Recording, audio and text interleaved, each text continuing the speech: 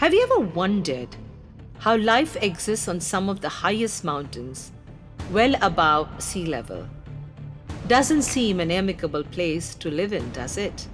Imagine freezing precipices, harsh winds, and tall, dangerous peaks.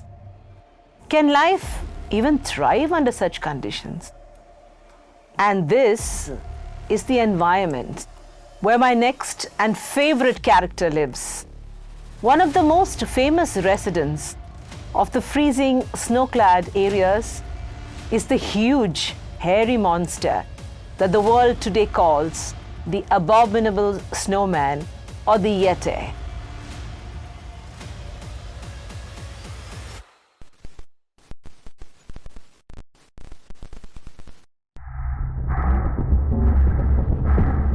He has been spotted in many instances walking across the Asian mountains, right from China through the tall Himalayas, leaving his huge footprints on the sands, or should I say, the snow of time. For thousands of years, people have been searching for this mysterious Yeti. The first reports compiled of the Himalayas are from the military during the 19th century, and this really did not get much attention. But the 20th century, a few expeditions reported tracks, and one famous photograph began a mad hunt for the Yeti. Yetis prefer to live in high altitudes in shelters. They might steal food from humans but do not eat the humans. They eat moss, frogs, and smaller insects and animals on the mountains.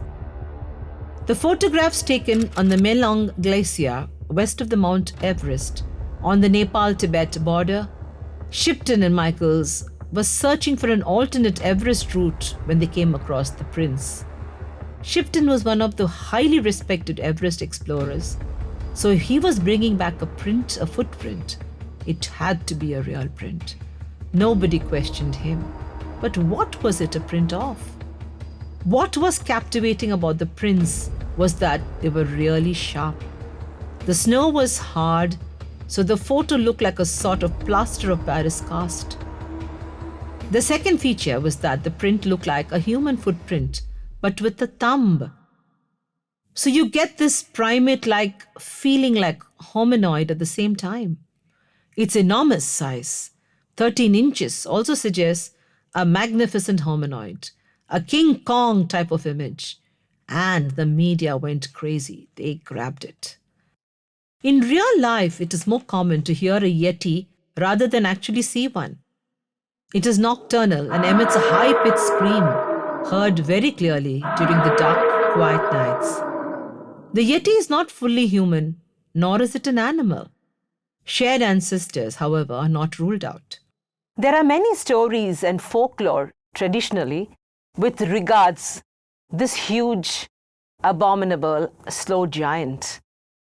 There are two variants. One that is a bipedal one, walking on two legs, like an ape, around 6 feet tall, reddish-brown in color, walking on its back feet. The other is a larger one, a Yeti that is preyed on livestock and walked on 4 legs. Much of the art in Tibetan temples shows the Yeti rebirth as humans and animals, and Tibetan Buddhist stories feature Yetis as both kind and gentle characters. Popular tales from the Himalayas talks of an injured Yeti being helped by a kind yogi when he had an infected foot with a splinter. The yogi removed the splinter and closed the wound with herbs.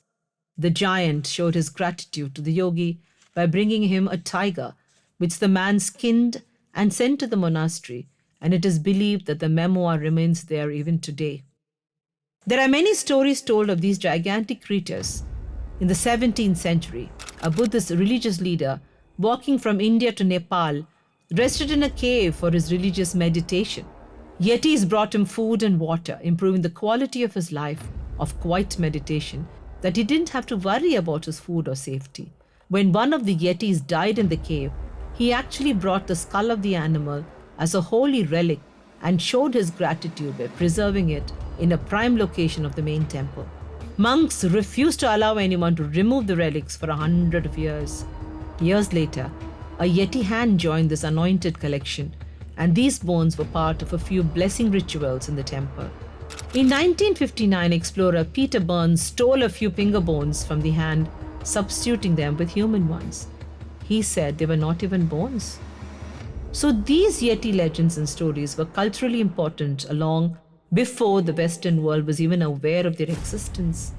In reality, it all came to light to the rest of the world as a footnote, literally a footnote in a book. In 1832, British naturalist Hodgson, writing about animals in Nepal, noticed that no monkeys could be found in the northern and the central regions, where a footnote mentioned what he believed to be a wild man that had frightened local shooters. He was told the creature moved upright, was covered with long black hair, and had no tail. Still, no monkeys, but the tail of this mysterious humanoid gave a strong clue. In between, expeditions in search for the Yeti became difficult because of political and religious tensions after China invaded Tibet, leading to many deaths and unrest. In 1951, an agreement was made affirming China's sovereignty over Tibet, allowing the political system to remain unchanged. Religious freedom was to stay protected, including beliefs. Most notable was 1951's Mount Everest reconnaissance expedition led by Eric Shipton. The key evidence for the evidence of Yeti was the photo of a footprint taken by British explorer Shipton. The image is regarded as the Rosetta Stone in the Yeti lore. The World Encyclopedia book got captivated by the Yeti and approached Edmund Hillary, who had been somewhat of a believer in the 1950s, and he said, "We shouldn't just go Yeti searching. We should study how people live in high altitudes." So they built a house 19,000 feet high and did a bunch of experiments. Hillary, even till today, believed in the Yeti. The great mystery at our core is that we want to be connected to the great beyond. And we need symbols to help us to understand this connection.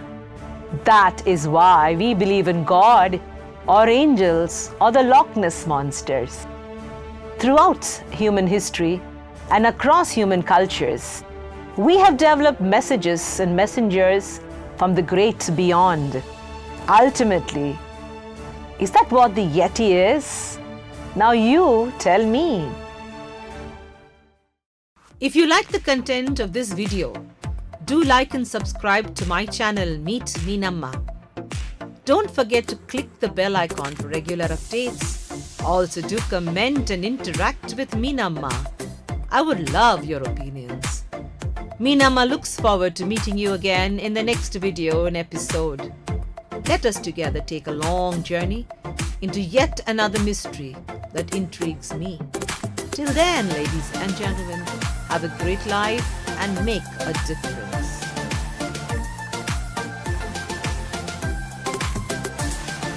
Oi, Meenamma. Oi, oi, oi, oi, Meenamma.